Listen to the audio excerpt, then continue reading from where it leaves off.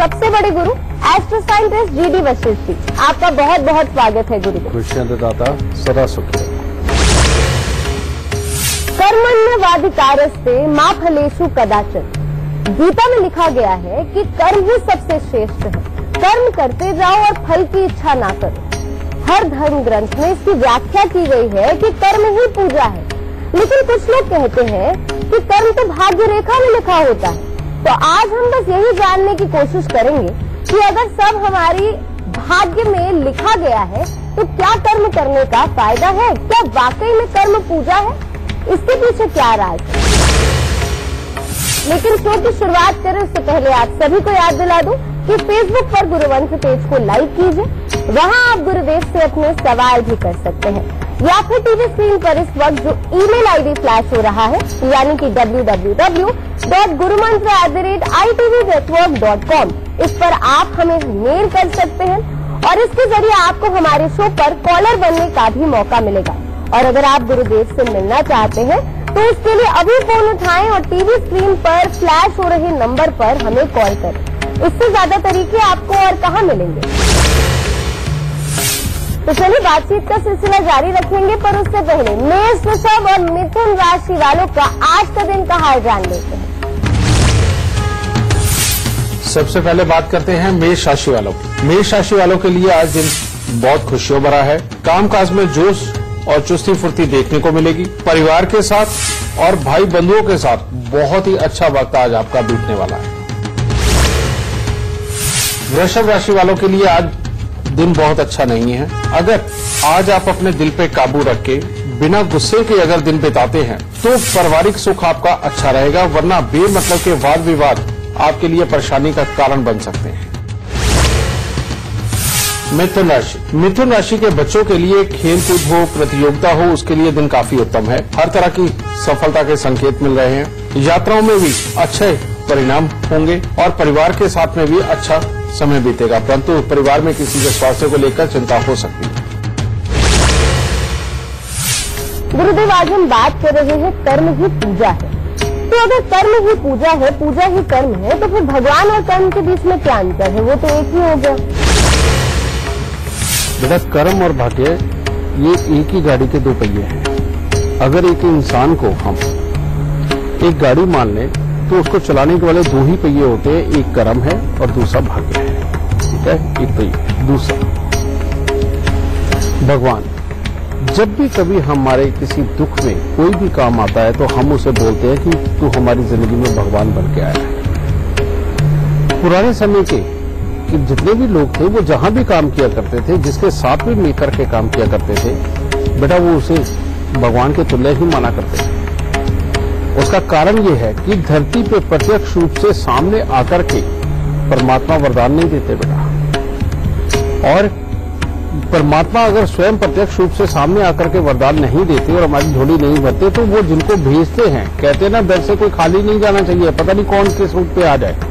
ठीक है, तो इसी तरह से हमारे जीवन के अंदर भी बेटा जो लोग हमें रास्ता दिखाते हैं, जो लोग हमारे को काम के बारे में कुछ समझाते हैं, बताते हैं, करवाते हैं, उनसे बड़ा भगवान इस धरती के ऊपर ढूंढने से मिलेगा कहां? ये बात सत्य है। और जो भी इंसान अपने कर्म को अपने भगवान के साथ यानी कि काम देने वाले के साथ जोड़ के उसका अच्छा और बुरा सोच करके, अपने काम का अच्छा और बुरा सोच करके और निर्विघ्न काम करता चला जाता है बेटा, वहां पर आप कर्म कह लो या भगवान कह लो, बात एक ही आती है। आपका कर्म ही भगवान बनता है। और जब आपका कर्म ही भगवान है तो बेटा भगवान तो इसे बोलना ही पड़ेगा। ठीक है, और इसीलिए जो इंसान भगवान की तुलना में अपने कर्म को रखता है, अपने काम को रखता है, वो जिंदगी में कभी खाली नहीं हो सकता। उसके ऊपर प्रभु की कृपा सदा ही बनी रहती है और वो इंसान जिंदगी के अंदर काम करते हुए, अपने परिवार का अच्छा लालन पोषण करते हुए, समाज के अंदर इज्जत कमाते हुए बहुत ही सफल जिंदगी गुजारता है। तो इसीलिए आज के साइंटिस्ट भी जो बोलते, क्या बोलते, कहते भगवान कुछ नहीं है, काम करो। बात तो वही है। बात यही है कि जिस इंसान ने अपने कर्म को भगवान मान लिया तो बेटा अब वो उसे कर्म कहे या भगवान, बात तो एक ही है, सिर्फ शब्दों का फेर ही तो है। लेकिन अगर अंतर आत्मा के रूप में देखा जाए, जो इंसान हम्बल होगा, जो इंसान के अंदर घमंड नहीं आएगा, जो इंसान का दिमाग अपनी कमाई को या अपने काम को देख करके घमंड में नहीं जाएगा, बेटा वो ज्यादा अच्छा इंसान होता है। और इसीलिए हमारे ऋषि मुनियों ने ये भगवान की खोज करी। एक तरह की आप यही कह सकते हो, हम कहते हैं कि भगवान ने बनाई जिंदगी, लेकिन एक तरह की शब्द की खोज करी ताकि ये जिसके भी दिमाग में और दिल में बैठता है भगवान शब्द, वहां पर उसको अपने सारे कर्म याद रखने पड़ते हैं कि मुझे क्या करना चाहिए और क्या नहीं करना चाहिए। और उसके अंदर मेन चीज हमें हर रोज सिखाई क्या गई है आज तक कि काम, क्रोध, मोह, लोभ, अहंकार, इससे दूर रहो। ठीक है, तो अपना काम करते हुए भी अगर आप अहंकार से दूर रहते हो और काम को भगवान बोलते हो तो बेटा आप कामयाब और एक अच्छे इंसान हो। लेकिन अगर काम काज करते हुए थोड़ी सक्सेस पाके अगर आप में घमंड चढ़ गया और आपने कहा कि नहीं भगवान कुछ नहीं होता, जो होता है काम होता है, तो बेटा वहां आपके गिरने का समय भी आ सकता है, क्योंकि घमंड तो रावण का भी नहीं बचा बेटा, हम तो आम इंसान हैं। तो इसीलिए कर्म को भगवान बोलना, अपने काम को भगवान बोलना बहुत जरूरी है कि आपकी बुद्धि, आपका तन, आपका मन हमेशा ही एक ऐसे मोड में रहे जहां पर कि दूसरों को सुख देने वाला मोड हो। आपकी जुबान ऐसी रहे कि जो दूसरे को तिरस्कृत न करती हो, तो बेटा आप जिंदगी में ज्यादा कामयाब होंगे। कहीं काम का घमंड सर पे चढ़ गया तो ये भगवान दूर होते फिर देर नहीं लगाते। गुरुदेव, आपसे बातचीत का सिलसिला जारी रखेंगे। कई और सवाल है मेरे मन में, पर इस वक्त दीपांशु आहूजा हमारे साथ जुड़ गए हैं दिल्ली से। दीपांशु, गुरुदेव से सवाल आप अपना पूछे उससे पहले आप हमें अपने जन्म की तिथि, समय, स्थान इसी क्रमांक में बता दीजिए और फिर जो भी सवाल पूछना चाहते हैं सवाल पूछ सकते हैं। 26 जून 1981 सुबह का 6:40। 6:40। हाँ जी जी, जन्म दिल्ली का ही है आपका? हाँ जी, हाँ जी जी। क्या सवाल पूछना चाहते हैं दीपांशु जी आप? गुरु जी, मैं फाइनेंशियली बहुत टाइट हूँ, वक्त से ज्यादा टाइट हूँ सर। तो कर्जा चढ़ता जा रहा है, हालत तो ज्यादा ही खराब होती जा रही है डे बाय डे। बेटा तुम्हारी कुंडली के अंदर जो अभी महादशा चल रही है, इसके अंदर ये कहा जाता है कि तुम जितने सीधे, साफ और सात्विक होकर के चलोगे, तुम्हें जिंदगी के अंदर उतनी ही तरक्की और अच्छापन मिल जाएगा और मेहनत का पूरा फल मिलेगा। लेकिन ये शुक्र राहु है, कहते पत्नी के सुख, अपना स्वास्थ्य और रुपया पैसा तीनों का धुआं निकालता है। और इस योग के अंदर अगर कोई छोटा मोटा ऐप भी हो और इंसान थोड़ी सी इरिटेशन लेवल वो ज्यादा बढ़ा करके रखे तो कामयाबी उससे कोसों दूर जाती है। और इसीलिए ये कहा गया है कि जितने सात्विक रहोगे उतनी अच्छी तरक्की पाओगे। दूसरी बात बेटा, तुम्हारी कुंडली के अंदर बृहस्पति और शनि, ये योग एक ऐसा ही जगह पे बैठा हुआ है जो इंसान को धन से लगभग खाली ही रखता है। और जब भी तुम्हारे यहाँ मकान बनेगा या कोई भी टॉयलेट, बाथरूम, गेट, सीढ़ियां, छत या फर्श कुछ भी रिपेयर करोगे, उसके बाद ये खास तौर पे पैसे की कमी के योग देता है। और तीसरा एक और योग कि कर्म स्थान पे बैठे ही केतु देगा। बेटा तुम्हारे बेटे कितने हैं? अभी कोई बच्चा नहीं है, शादी कोई अभी 1-1.5 साल हुआ है। मैं तभी तुम्हें कह रहा हूँ, क्योंकि जब तक ऐसे इंसान के बेटा नहीं होता बेटा, तब तक जिंदगी की एक तरह की शुरुआत ही नहीं होती कमाई के मामले में ठीक से। और अगर कहीं 2 बेटे हो जाए तो जिंदगी के अंदर तरक्की बहुत ही अच्छी मिलती। और जब तक बेटा नहीं होता तब तक जब तुम अगर कुत्ता अपने घर पे नहीं पालते तब तक बेटा कमाई के योग ये कमजोर रहे। एक तो इस चीज का ख्याल रखना है। दूसरा, घर में कभी भी टॉयलेट, बाथरूम, गेट, सीढ़ी, छत या फर्श बिना उपाय किए कभी मत बना। एक ये, लेकिन अभी के लिए मैं तुम्हें उपाय दे सकता हूं। वो क्या करना है, 43 दिन लगातार एक तांबे का चकोर टुकड़ा लेकर के उसे जमीन के अंदर दबा दो। दूसरा, कोशिश करो कि अपने बनने संवरने के ऊपर तुमने ज्यादा ध्यान नहीं देना। अगर ये आदत पड़ गई तो वैसे ही मामले खराब हो जाएंगे, सोच ही भटक जाती है। ठीक है। तीसरा, 43 दिन लगातार दूध में मक्खन, जो घर पे निकला सफेद वाला मक्खन होता है, ये मंदिर के अंदर दो।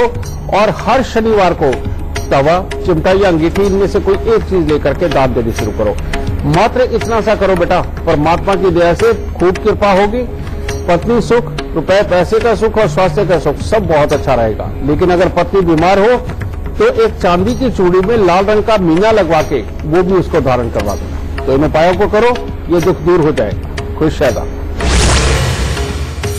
गुरुदेव संत कबीर ने कहा है कि अगर एक व्यक्ति रुख ही नहीं करेगा स्टेशन का तो उसे ट्रेन तो जीवन भर मिल ही नहीं सकती। पर इंसान तो इंसान होता है, कभी कभी परिस्थितियां ऐसी आ जाती है गुरुदेव, इंसान बहुत मेहनत कर रहा है पर उसको कामयाबी नहीं मिल रही है, तो फिर वो कहता है ये सब लिखा होता है, ये सब नसीब का खेल है, मेहनत से कुछ नहीं होता, कर्म से कुछ नहीं होता। पर आप इसे कितना सही मानते हैं? बेटा मैं इतना इसको समझता हूँ। अब कबीर जी ने ये तो बोल दिया कि अगर स्टेशन का रुख ही नहीं करेगा तो ट्रेन कैसे मिलेगी, लेकिन बात ये है कि हमें ये भी तो देखना पड़ेगा कि वाकई उस स्टेशन के ऊपर ट्रेन आती भी है कि नहीं। ये दूसरी तरफ है, ये नसीब वाली साइड पे दूसरा नजरिया, ठीक है ना, ये चीज है। अब बात ये है कि कर्म और भाग्य दोनों नसीब के दो पहिए हैं, मैं ये बोलता हूं। इनमें से एक भी पंचर हो तो इंसान की जिंदगी कुछ नहीं रहता। अगर मान लो इंसान बहुत कर्म करता है तो बेटा एक बात सुन, एक मजदूर से ज्यादा कर्म करता कौन है? एक रिक्शे से खींचने वाले से ज्यादा कर्म कौन करता है? एक नीचे से लेकर के 12वीं 15वीं मंजिल तक जो सामान ढोते हैं उनसे ज्यादा कर्म कौन करता है? बात कर्म की नहीं, बात क्या है कि आपके नसीब में लिखा क्या है। तो हमारे पास ज्यादातर लोग ऐसे आते हैं जो आकर के कहते हैं कि हम मेहनत बहुत करते हैं लेकिन उतना मिलता नहीं। तो वो मिलता क्यों नहीं? सही मायने में जिस क्षेत्र में उनको मेहनत करनी चाहिए, उनके भाग्य में जो क्षेत्र लिखा हुआ है वो उस क्षेत्र के बारे में जानते ही नहीं। तो हालातवश, जैसे किसी बच्चे ने अपने चाचा को वर्दी पहने हुए देखा तो वो बचपन से कहना शुरू कर देता मैं भी आर्मी मैन बनूंगा। ठीक है, आसपास का माहौल डॉक्टरों का है, अगर मान लो माता पिता में से कोई है तो बच्चा कहने लगता है मैं डॉक्टर बनूंगा। इंजीनियर से आप पूछ लो, वो कहता है मैं इंजीनियर बनूंगा। लेकिन बेटा बात तुम ठीक कह रहे हो, ये तुम अपने मन की मंशा बता रहे हो कि उनको क्या होना चाहिए, लेकिन ये तो देखो बच्चे की कुंडली में क्या लिखा है।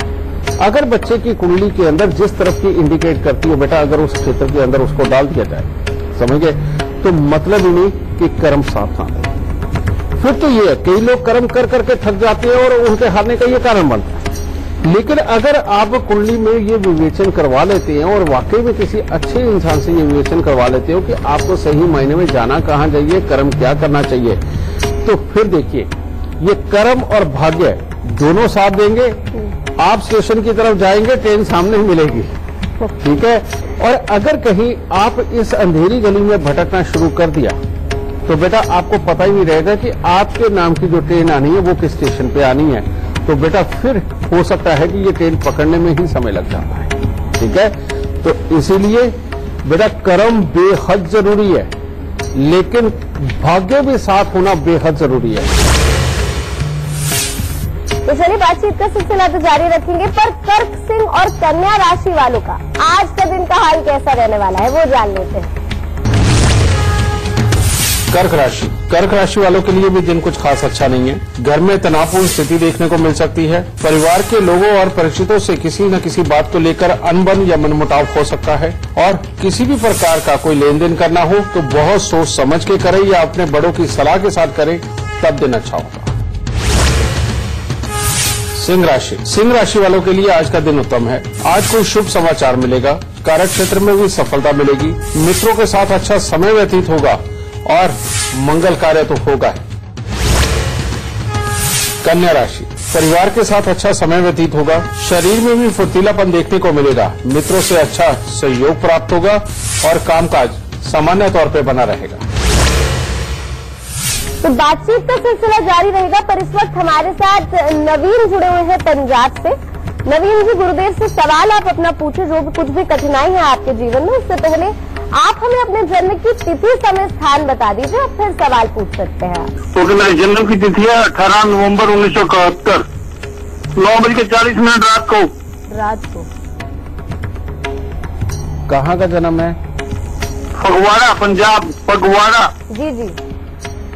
अब आप सवाल पूछ सकते हैं, क्या पूछना चाहते हैं? अगर 2007 से मेरी तबीयत ठीक नहीं चल रही है, डिप्रेशन में चल रहा हूँ मैं 2007 से। बेटा तुम्हारी जो जन्म कुंडली के अंदर है,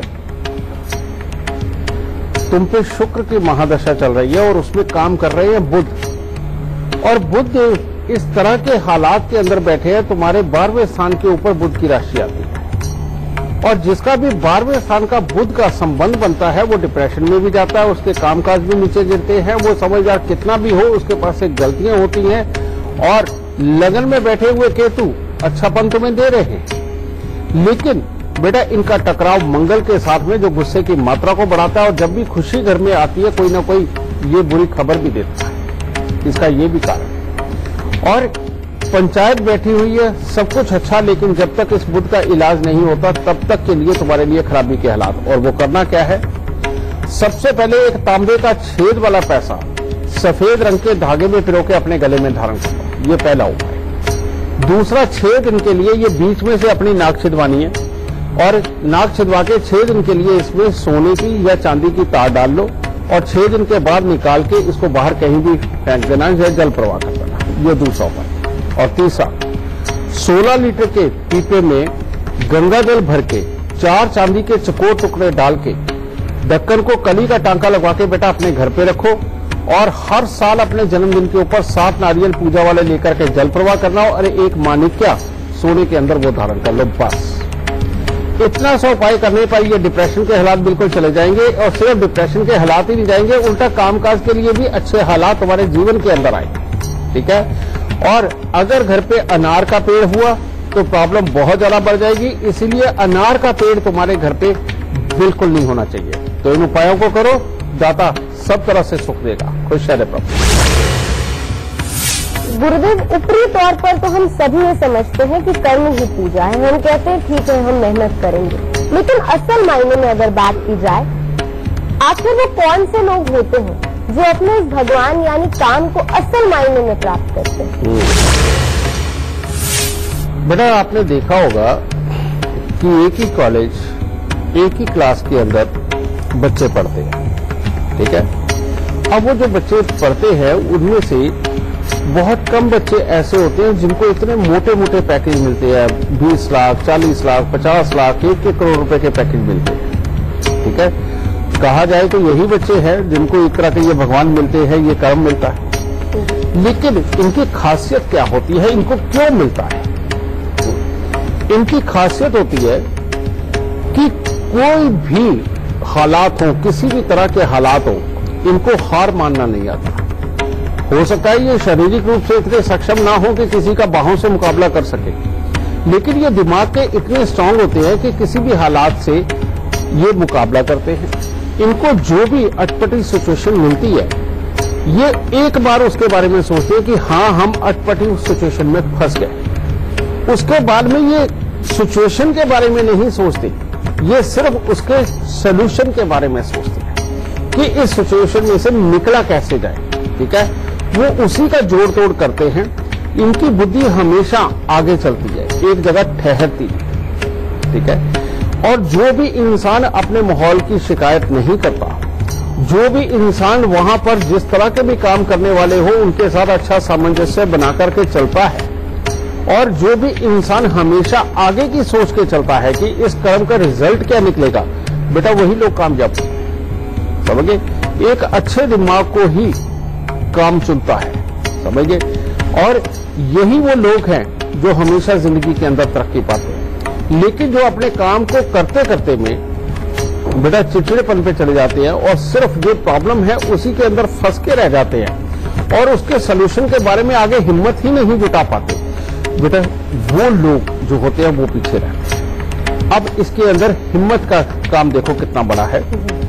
हिम्मत का काम क्या है, जो भी वर्कर काम करते हुए ये देखेगा कि इस काम के अंदर कहीं कुछ कमी है और इसका रिजल्ट खराब हो सकता है, ठीक है, वो जाके डायरेक्टली अपने सबसे सीनियर को या अपने मालिक को सीधा जाके अगर रिपोर्ट कर देता है कि नहीं देखिए इसके अंदर ये कमी है और ये प्रॉब्लम होगी और इसका ये रिजल्ट खराब हो सकता है, इसे कहते हैं हिम्मत। एक्चुअली में वो हिम्मत नहीं होती, वो उसका अच्छा नसीब होता है जो उसे ये प्रेरित कर रहा है कि ये बात वहां तक पहुंचा और तो देखियो कैसे इस तरह जीवन बनता है। और वाकई में वो मालिक की नजर में या अपने सीनियर की नजर में चढ़ जाता है कि ये आदमी एक अच्छी सोच रखता है और ये इसने अच्छा एनालाइज करके बताया और हमारा नुकसान होने से बचाया। इसके विपरीत जो भी इंसान डरपोक होता है जो मालिक का या अपने अफसर का दिया हुआ सिर्फ काम कर जाता है, ये रिजल्ट सोचे बिना कि इसका एंड क्या होगा, समझ गए।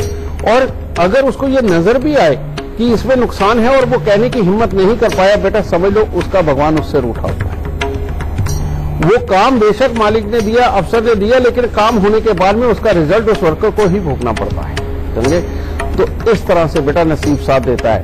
और अब इनके अंदर फर्क क्या होता है, जिसके भी सूर्य, मंगल, चंद्र, बृहस्पति अच्छे हैं, उनमें ये हिम्मत होती है, सोचने समझने की शक्ति होती है, और वो किन शब्दों के अंदर बात पहुंचानी है रिजल्ट की, बेटा ये उनको कुदरती तौर पे विरासत में मिला हुआ है। और जिनका ये सूर्य, चंद्र, मंगल और बृहस्पति खराब अवस्था के अंदर होते हैं, बेटा वो हिम्मत ही नहीं कर पाते कि वो अपने जाके सीनियर से कुछ बोल सके, कह सके, वो डरते हैं, समझे। बस उनका वो जो डर होता है ना, रियलिटी में वही बदकिस्मती होती है, और उसी बदकिस्मती के कारण इंसान अपने इस भगवान से दूर होता चला जाता है।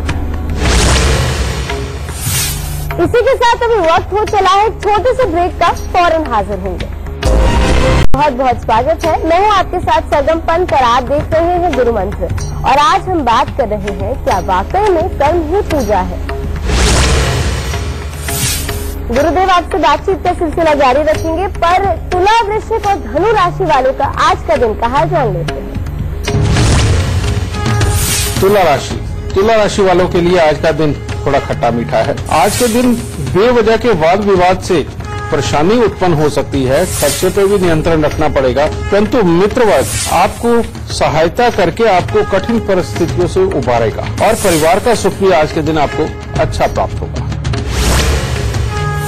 वृश्चिक राशि वालों की दिन की शुरुआत तो उत्तम होगी, परिवार का अच्छा सुख रहेगा, खुशी के वातावरण बनेंगे, परंतु इस खुशी में आपका क्रोध कुछ खराबी पैदा कर सकता है, जिससे कि भाई बंधुओं में अनबन भी हो सकती है, और मन में नकारात्मक विचार भी आ सकते हैं, और कामकाज में भी आशानुरूप सफलता दिखाई नहीं देगी आज।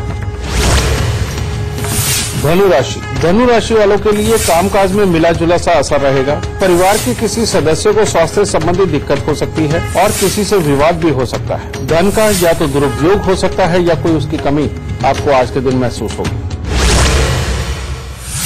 तो चलिए इस विषय पर चर्चा जारी रहेगी, बड़ा ही दिलचस्प विषय है ये। पर इस वक्त हमारे साथ एक और कॉलर जुड़ गए हैदराबाद से। इससे पहले आप गुरुदेव से अपना सवाल करें, आप हमें अपने जन्म की तिथि, समय, स्थान बता दीजिए, और फिर सवाल पूछ सकते हैं जो कुछ भी पूछना चाहते हैं। 1 अगस्त 1976। जी, समय भी बता दीजिए, समय, स्थान। समय है 5:45 बजे से शाम के 6:30 बजे के बीच में। जी, कहाँ का जन्म है आपका? नागपुर, महाराष्ट्र। क्या पूछना चाहते, क्या सवाल है आपका? शादी में हो रही, नौकरी में मिल रही है, और कंपनी सिक्योरिटी का कोर्स कर रहे हो, पास में हो रहे। बेटा 6:18 है तुम्हारा समय, इस बात का खास ख्याल रखना, क्योंकि यही वो समय है जो अभी तक शादी नहीं होने देता। तुम्हारे में गुस्सा और जिदपन कितना है? ये जिद्दीपन तो कुछ ही नहीं है। अब सुनो बेटा, जो तुमने मेरे को ये समय दिया है, इसके अंदर यही वो समय है जिसमें अभी तक शादी नहीं होती, और इंसान जो भी काम जिद में अड़ के करता है वो खासतौर पे खराब होता है। और यही शनि और राहु की दृष्टि का मेल ये इस तरह का बैठा हुआ है कि अपने बृहस्पति को ही खराब कर गया। अगर इसके अंदर पिता और भाई वगैरह साथ रहे और अपना परिवार साथ रहे तो फिर भी जीवन अच्छा चलता है, लेकिन अगर इनसे अलग होकर के ये जिया जाए तो ये जिंदगी को वैसे ही भूचाल ला करके बिल्कुल अस्त व्यस्त सी जिंदगी रखता है। ऊपर से राहु देव की टक्कर, सूर्य को, मंगल को, बुध को, ये जो योग ही ऐसा है कि शादियां भले कई बार तय हो जाए लेकिन उसके बावजूद शादी नहीं हो पाती, और जब तक अब इसके इलाज नहीं होंगे तब तक के लिए प्रॉब्लम है। और उसके लिए करना क्या है, 43 दिन लगातार एक नारियल पूजा वाला लेकर के उसके ऊपर सरसों का तेल का तिलक लगा के, काले तिल लगा करके इसको शनि मंदिर के अंदर दो। और दूसरा उपाय, 7 मंगलवार तांबे के लोटे के अंदर मूंग साबुत भर के उसको ढक्कन को पीतल का टांका लगवा के इसको जल प्रवाह, ठीक है। और तीसरा, अपने घर की छत के ऊपर या तो त्रिशूल लोहे का लगाओ या उत्तर से दक्षिण दिशा के अंदर बेटा लोहे की तार बांधो, ये बहुत जरूरी उपाय है।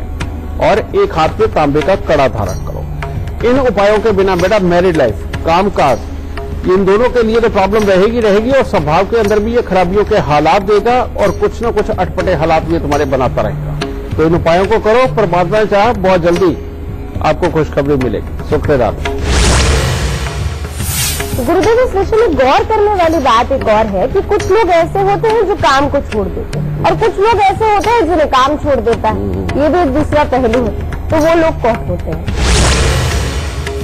वो लोग होते हैं बेटा जिनके अंदर हर वक्त इरिटेशन बनी रहती है, जो हमेशा माहौल को ही जिम्मेवार ठहराते हैं। तुमने देखा होगा बहुत सारे बच्चे ऐसे होते हैं जो हमेशा घर पे आके अपने टीचर की शिकायत लगाते हैं।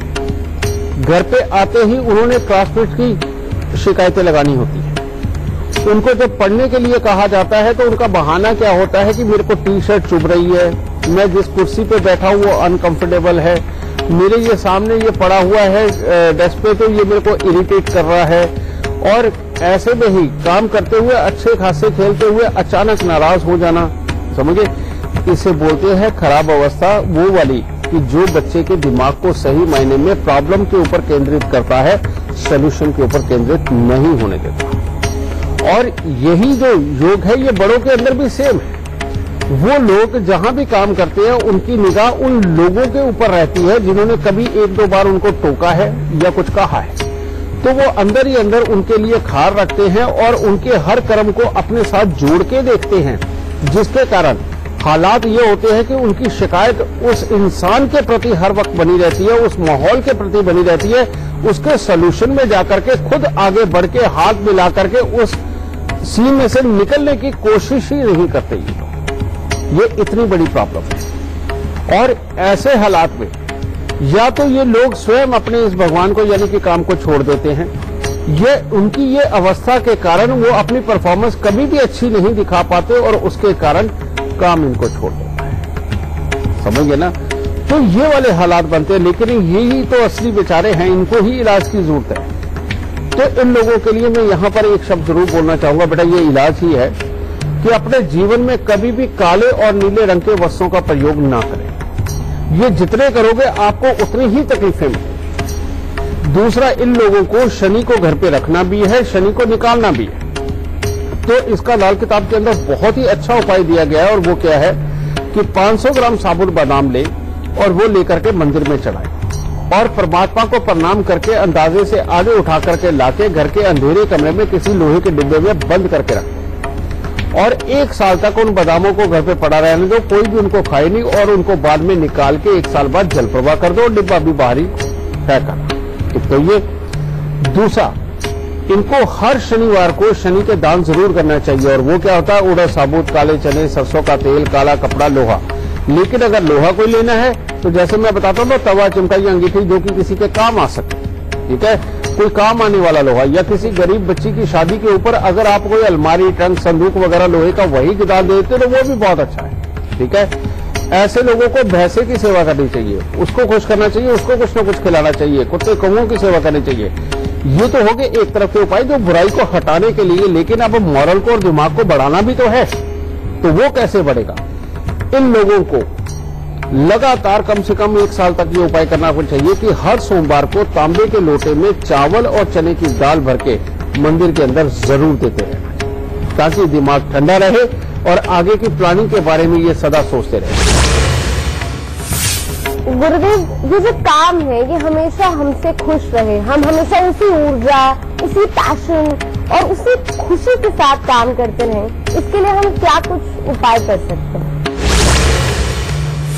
बेटा एक तो मैंने अभी इनको बताया ही है कि किस तरह के लोगों को ये करना चाहिए। इसमें बेटा एक ही बात ध्यान रखना हमेशा कि जब भी आपकी जन्म कुंडली का ग्रह खराब होगा, वो आपका हाथ पकड़ के आपसे बुरा करवाने नहीं आएगा।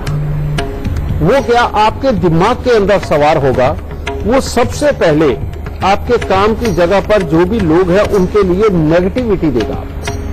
वो उनके लिए आपका दिमाग आप ही को समझाएगा कि ये शख्स ठीक नहीं है, ये तुम्हारे खिलाफ है, ये तुम्हारे लिए इस तरह से हालात पैदा करता है, या तुम्हारे हालात इतने बुरे हैं कि तुम आगे जिंदगी में नहीं उठ सकते, तुम इन काम को पूरी तरह से नहीं कर पाओगे। इस तरह के बहुत सारे विचार दिमाग में आते हैं। ये जो विचार है सही मायने में यही बदनसीबी है। इनको अच्छा करने के लिए बेटा सबसे पहले तुम्हें करना क्या चाहिए, सुबह सवेरे उठ करके आप जल का लोटा लीजिए। जल का लोटा लेकर के बेटा उसमें थोड़ा सा दूध डाल के पहले भोलेनाथ को अर्पण करके आओ, और अगर 2-4 फूल मिल जाए तो सबसे ऊपर वो अर्पण करो। उसके बाद वापस आकर के 1 लोटा जल का और लेकर के उसके अंदर थोड़ी सी शक्कर डाल के बेटा सूर्य को भी जल जरूर दो। सूर्य को जल देना तब तक बिल्कुल बेकार है अगर उसमें शक्कर या चीनी ना हो, क्योंकि जब तक मीठा उसमें नहीं होगा तो आपके ऑरा को बैलेंस करने वाला ये सिस्टम उसको बैलेंस नहीं कर पाएगा। इस बात को ध्यान रखना, ठीक है। तो ये लाल किताब में खास तौर पे लिखा हुआ है, ठीक है। तो इसलिए ये दूसरा कर्म। और तीसरा कर्म क्या है कि जब आप ये पूजा से निवृत्त हो जाएं, या सुबह सवेरे उठते ही जब आपने पूजा भी नहीं करी, अभी नहाई भी नहीं, कम से कम 10 मिनट के लिए अपनी आंखें बंद करके आप अपने जिस भी परमात्मा को मानते हैं, आप उसकी तस्वीर आंखों के सामने रख करके 5-10 मिनट के लिए बिल्कुल शांत बैठे और एक ही बात को रिपीट करें कि दुनिया की कोई भी ताकत आपको रोक नहीं सकती। आपको परमात्मा आपके साथ है और हर काम के अंदर आपका परमात्मा आपका साथ देगा। बस मुझे हर सिचुएशन को हंसते हुए टैकल करना है, गुस्से से बिल्कुल टैकल नहीं करना, और मुझे किसी की बात का बुरा नहीं मानना। जो भी इंसान को तकलीफ है बेटा, एक बार इसके ऊपर चल के देखे कि उसने कभी किसी की बात का बुरा नहीं मानना। ये थोड़े दिन के लिए करके देखे, इतनी देर के अंदर ही आपको रिजल्ट नजर आएगा कि जैसे एक बहुत ही अच्छी और चमकती हुई किस्मत वाला भगवान आपके हाथ में आ गया। आपको ये खुद महसूस होगा और उसके बाद जीवन के अंदर आपको ये चलने का तरीका अपने आप ही मिल गया और आप जिंदगी में कभी अपने आप को फेल महसूस नहीं करेंगे। इससे पहले आगे बढ़े, मकर, कुंभ और मीन राशि वालों का आज का दिन का हाल कैसा रहने वाला है, ये जान लेते हैं। मकर राशि वालों के लिए स्वास्थ्य के अंदर कुछ न कुछ उतार चढ़ाव की स्थिति देखने को मिल सकती है, और बच्चों के लिए भी शिक्षा हो, प्रतियोगिता हो, उसके अंदर कुछ खास अच्छे परिणाम नजर नहीं आ रहे, और कामकाज में लाभ का सुख जरूर है लेकिन खर्चा अधिक हो सकता है। कुंभ राशि वालों के लिए आज का दिन यात्राओं से भरा हो सकता है, यानी कि यात्रा का आपका संबंध बन सकता है। कुछ दिनों के लिए हो सकता है घर परिवार से दूर भी रहना पड़े। परिश्रम के अनुसार फल की प्राप्ति नहीं होगी और नजले जुकाम का ये भी खतरा है, यानी कि नजला जुकाम हो सकता है, इसलिए अपने स्वास्थ्य का ध्यान रख के चलें।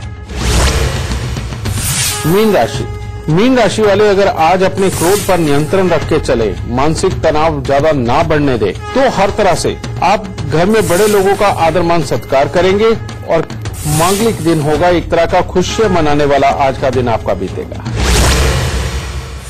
गुरुदेव, जैसे आपने अभी हमें बताया कि जिंदगी की ये गाड़ी है, उसके 2 पहिए हैं, एक कर्म है और दूसरा भाग्य। कर्म तो हम सुधार सकते हैं, पर एक व्यक्ति अपने भाग्य कैसे सुधारे, और शो भी समाप्त होने वाला है। शो खत्म हो उससे पहले खास गुरु मंत्र भाग्य को सुधारने। एक्चुअली बेटा यही एक क्षेत्र ऐसा है जी कि जिसके अंदर बहुत सारी चीजों को देखना पड़ता है, अपने नसीब को संवारना, क्योंकि ये कोई छोटी चीज नहीं, बहुत बड़ी चीज है। जहां पर भी बेटा गंदगी ज्यादा रहेगी या आपके घर के आसपास में कहीं भी गंदा पानी अगर इकट्ठा होता है तो कभी चंद्रमा अच्छा रह ही नहीं सकता। इसलिए जहां पर भी गंदगी के ढेर लगे हुए हैं या बहुत ज्यादा गंदगी का एरिया है, आप देखिए कि जो वहां से छोड़ के निकलता है वो कामयाब जो रहता है वो उसी दरमियान उसी हालात के अंदर दिखता है। एक तो ये बेटा। दूसरी बात, आपके अपने घर के अंदर ही चाहे साउथ वेस्ट कॉर्नर हो और चाहे नॉर्थ ईस्ट कॉर्नर हो, इनको बेटा बहुत ही अच्छा और साफ सुथरा रखना बेहद ज्यादा जरूरी है, ठीक है। तीसरी बात, आपने देखा होगा कि जिनके घरों में चूल्हे जलते हैं, चाहे उपले के, चाहे लकड़ी के और चाहे कोयले के, उनके बच्चों को जीवन में तरक्की करने में वाकई में बहुत बड़ी दिक्कत होती है। करते हैं उनमें से कोई विरले ही निकलते हैं, लेकिन हर बच्चा वहां तरक्की नहीं कर पाता। इसीलिए भी बेटा जहां पर भी गंदगी हो, गंदा पानी हो, जहां रोज धुआं उठता हो, वहां पर बेटा बच्चों को तरक्की करने में बेहद तकलीफ होती है और जिंदगी में कामयाबी के रास्ते नहीं मिलते। कारण गंदगी में से जो स्मेल आती है वो भी राहु है, जो हमारी बुद्धि को ब्लॉक करती है, जो सामने चीज की वो समझाती है, लेकिन उसके एंड तक के रिजल्ट और कर्म को आगे तक बढ़ाने की विद्या हमें नहीं देता दिमाग का। गंदा पानी, गंदे पानी में भी यही गुण होता है कि गंदे पानी की जो स्मेल आपके नखों में जाती है वो सही मायने में दूरअंदेशी सोचने में ही और दूर के काम करने में ही आपके लिए बाधा डाल के रखता है। और जो घर में इनका धुआं उठता है वो भी यही प्रॉब्लम होता है। अगर आपके घर में मान लो चूल्हा जलाना ही है तो आपके सोने वाले कमरों से वो बहुत दूर होना चाहिए। इस चीज का खास ध्यान रखना। मैं उनको रोकने को नहीं कह रहा, लेकिन वो सोने वाले कमरों से दूर होना चाहिए, इसका भी खास ध्यान रखना है। तो बेटा अगर जीवन में तुमने वाकई में तरक्की पानी है, अपने घर का साउथ वेस्ट कॉर्नर देखिए जो कि वाकई में ऊर्जा के लिए बेहद जरूरी है। बेटा वहां पर किसी भी प्रकार का कबाड़ ना हो। अपने घर का नॉर्थ ईस्ट देखिए जो एक अच्छा ज्ञान और सहजता देगा तुम्हें। बेटा वहां पर किसी भी तरह का कबाड़ ना हो, बल्कि नॉर्थ ईस्ट के अंदर जिनको आप इस्तेमाल भी कर सको। और इसके साथ में 10 मिनट के लिए ध्यान करना बेहद जरूरी है, और जिसके अंदर आप अपने परमात्मा से ही अपनी बात कर सकें और अपने मन की पूरी बात उसको बता करके ऐसे इमेजिन करें कि वो आपको जवाब भी दे रहे हैं कुछ करने के लिए। तो बेटा इतना सा करके देखो, यही आज का गुरु मंत्र है। जो भी इंसान ये करेगा और अपने अंदर गुस्सा नहीं बचने देगा, क्योंकि गुस्सा अकल को खा जाता है, क्योंकि जो बचने नहीं देगा वो जिंदगी में तरक्की अवश्य करेगा और उसका भगवान, उसका काम सदा उसके साथ रहेगा। गुरुदेव, हमारे जो तमाम दर्शक हैं उनका मार्गदर्शन करने के लिए और उनका भविष्य सुधारने का आपका जो प्रयास है हमारे इस कार्यक्रम के जरिए, उसके लिए आपका बहुत बहुत शुक्रिया। माता रानी सबको सुखी रखे, खुशियां बख्शेदा। तो बस मेहनत करते जाएं और फल की इच्छा ना करें, और साथ ही साथ गुरुदेव के बताए उपाय आप जरूर करते रहें। आप खुद देखेंगे कि आपके जीवन में परिवर्तन आएगा और ये परिवर्तन सार्थक जरूर होगा।